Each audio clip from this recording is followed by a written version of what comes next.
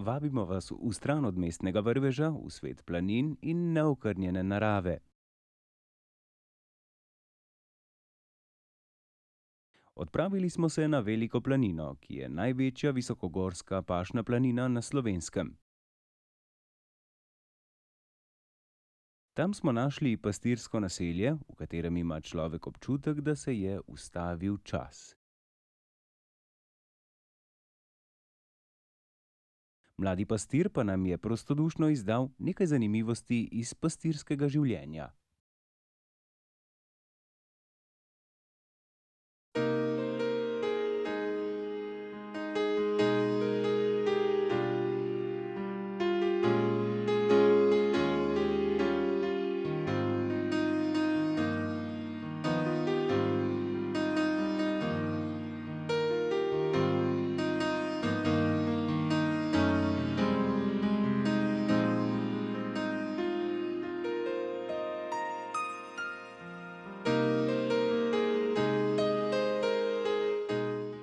No, jaz sem Marko in sem pastir na Veliki planini.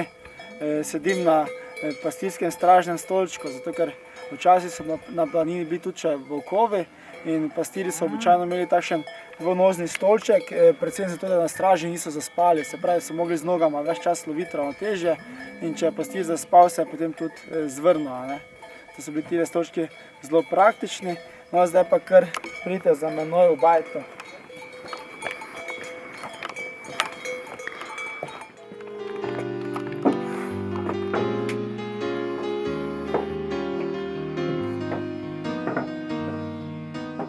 No, to smo zdaj v Preskarjevi muzejski bajti in ta bajta je še edina bajta na Veliki planini, ki še ohranjena v tem starem stilu gradnje. Bajta je bila zgrajena leta 1945 po drugi svetovni vojni, saj so bile med vojno vse bajte na Veliki planini požgane.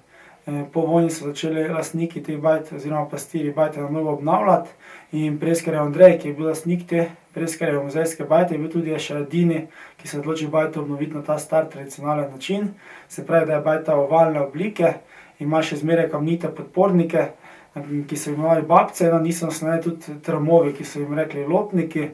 No, in ti lopniki so tvorili tole ovalno obliko in pa tudi prostor za živino, ki so mu rekli lopa.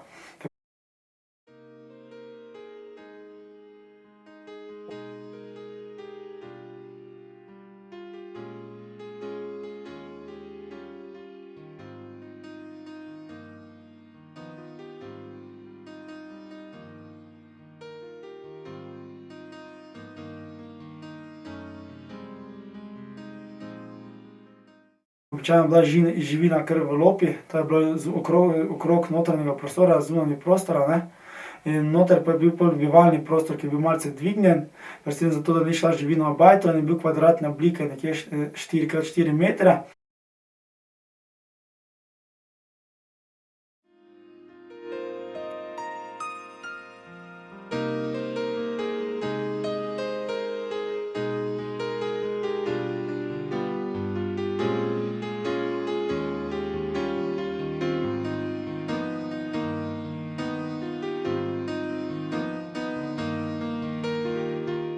Za njega je pa značilno predvsem ognjišče. Ognjišče je bilo odprto, se pravi, da bajta ni imela ne dimnika in ne oken, tako da se je tudi dim valil kar po vsej bajti in šel ven skozi streho.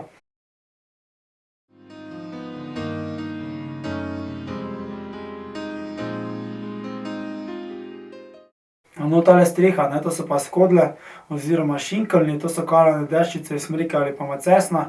In takšna streha je tudi včasih zdržala tam nekje od 25 do 30 ali pa celo več let.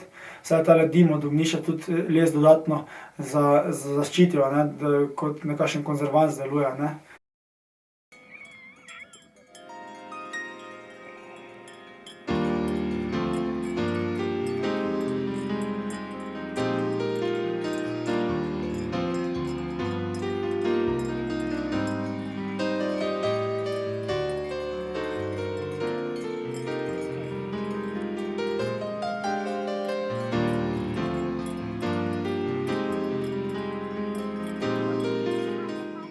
Kuhali so si pastirji običajno v takšnih kovinskih posodicah, ki jih vidimo na ognjišču. To so bile kovinske posodice na trinožnikih.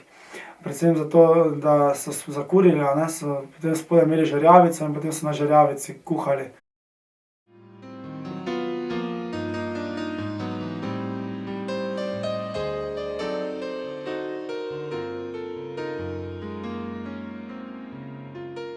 No, pastirski jedilnik je bil pa tudi zelo preprost. Včasih so pastirji jedli predvsem mlečne izdelke, se pravi kakšno mleko, kislo mleko, tudi kakšno skuto ali pa puter, potem pa tudi kakšen maslonok so si naredili, kakšno kašo ali pa žgance, pa tudi kakšen močnik. Pogosto so pa jedli kar mleko in kruh, to je bilo pa tudi več ali manj vse. Meso je bilo pa zelo pogosto, je bilo to velika redkost, ne, mesa skorajda niso jedli. Pastirji so tudi delali te posebne trniče, a ne, to so ti sirčki, majhni sirčki, a ne, temu rečemo trnič. To je bil takšen sirček, narejen iz skute, ki so mu tudi dodali malce smetane, da so ga lažje oblikovali, in potem so ga tudi kar precej solili, da je bilo to bolj obstojno, da je dlje držal, da se ni pokvaril. No, in te trniče so tudi okraševali s pisavami. Pisava rečemo takšnemu lesenemu pečatniku, s katerim so dajali odtise na te trniče in jih tudi okraševali. No, te trniči so bili tudi za jesti, kadar so bili še sveži, sicer je pa postala tudi navada, da so te trniče pastirji nosili v dolino puncam kot darilo. Nesli so tudi običajno 2 trniča v paru v dar, saj so trniči bili tudi kot simbol za ženske prsi, zato so bili pa tudi takšne čebulaste oblike, a ne.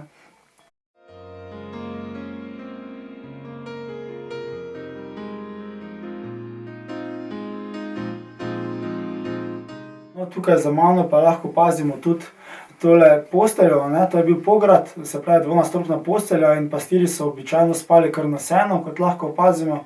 No, in pastir je bil ponavadi samo eden, najpogosteje kakšen starejši možakar, včasih pa tudi kakšen deček, star 10 ali pa mogoče malce več let.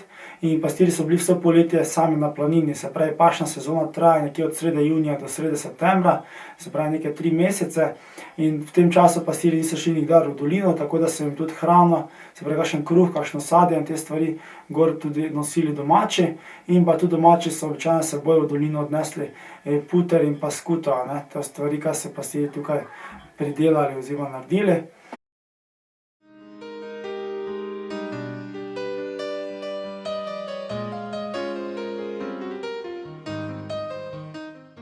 No, tole tukaj je pa plašč iz lipovega lubja, temu rečemo po domače kar planš, in ta plašč je bil namenjen kot dežni plašč, a ne, za pastirja. Takšen plašč si je običajno pastir nadel okrog vratu in potem mu ga ta ščitil, a ne, tako da se dež stekal navzdol. No, imel pa je pastir običajno tudi še takšen široko krajen klobuk, a ne, iz klobučevine, in ta mu je služil kot dežnik ali pa tudi kot senčnik, a ne, kadar je bilo zelo močno sonce. Torbica je bila predvsem za kakšno malico.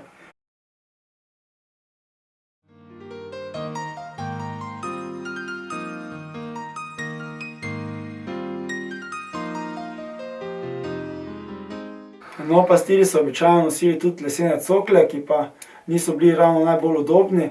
Običajno so bili leseni, tudi malce pleteni, in so imeli tudi pogosto obute kakšne volnene nogavice, zato da je bilo z njimi bolj znosno hoditi. Sicer so pa pastirji bili pogosto kar bosi, a ne.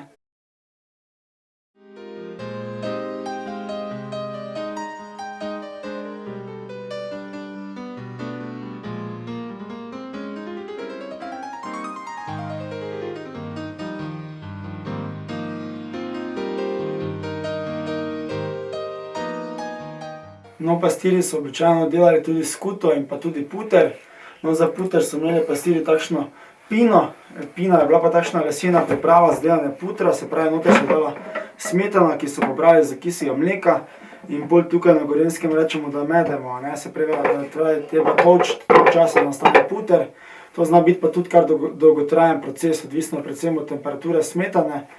Hladnejša, ko je smetana, prej nastane puter običajno, in takšen proces je včasih trajal tudi od 15 minut pa tudi do 2 uri. No, včasih so pa tudi pastirji mogli prekiniti s tem in dati tudi smetano potem malce ohlajati, a ne, so nehali mesti.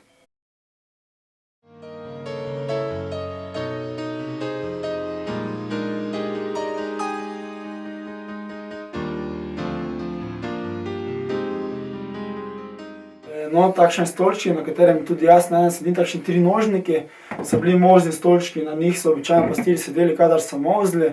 Bili so tudi pogosto narejeni kar z enega kosa lesa, molzli so pa v takšne, temu rečemo na Gorenjskem žehtara, ne, to je bila takšna posoda za molžo in običajno je bila včasih tudi ta posoda še narejena z lesa, običajno si jo dal pastir med noge in potem molzel, ne, vanjo, dokler ni napol zapolnjenega žehtarja.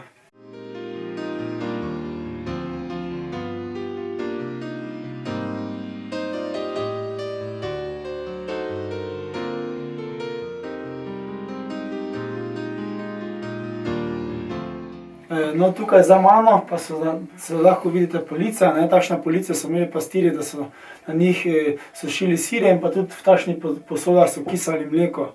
No, bila je pa tudi navada, da ima pastir običajno toliko polic, kolikor je imel molznih krav. Se pravi, za vsako molzno kravo je imel eno polico.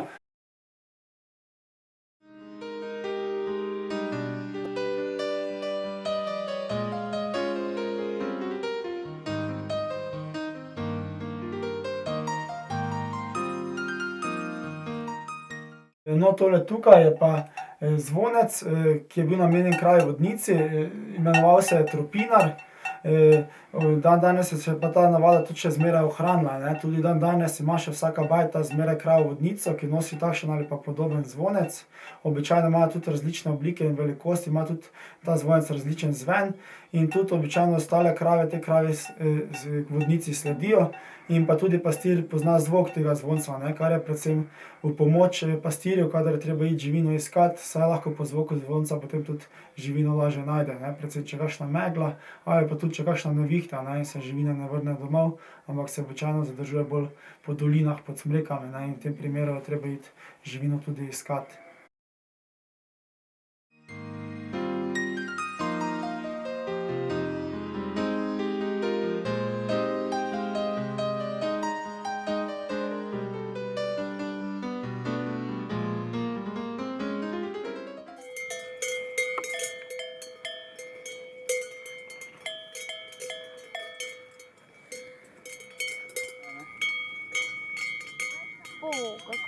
No, to so moje kravce, jaz sem njihov pastir, zelo se imamo radi. Lep pozdrav z Velike Planine.